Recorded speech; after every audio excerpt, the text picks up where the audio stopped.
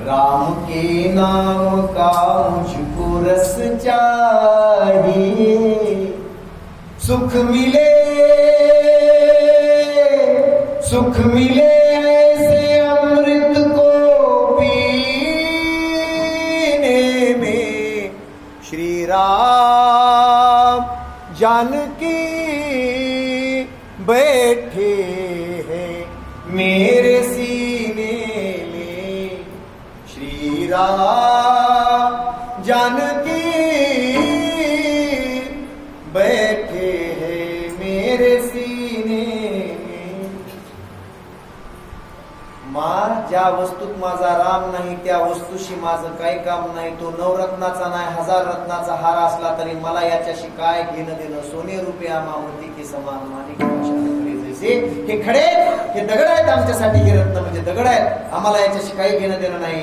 जहां राम है वही मेरा आराम है, जहां राम है वही मेरा विश्राम है। माझ्या विश्रांतीचं स्थान फक्त माझा राम आहे। मैया हे मला लागत नाही। मग रामचंद्र समोर आले, सीतेला म्हणाले, सीते खरं सांगू का, हा हार सोड, हा नवरत्नाचा हार सोडून दे, पण माझ्या शरीरात 5 प्राण आहेत, 5 प्राण, तुझ्या शरीरात 5 प्राण आहेत। खरं सांगू सीते, या संताचे, या मारुतीरायाचे माझ्यावर एवढे उपकार आहेत मोजता येत नाहीत। एका उपकारासाठी जर मी ठरवलं की एक प्राण द्यायचा, एक प्राण, तर 5च उपकार फिटतील।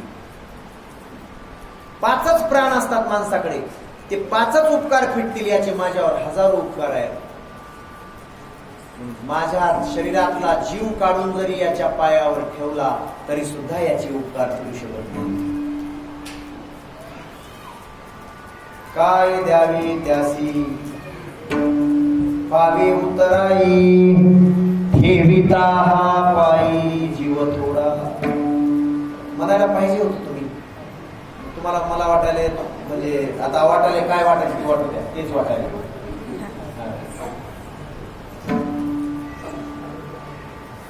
काय द्यावं याला मी, 5 प्राण जरी दिले तर कमी पडताय। ठेविता हा पायी जीव थोडा, देव म्हणतोय मी माझा जीव काढून याच्या पायावर ठेवला तरी सुद्धा कमी पडतोय।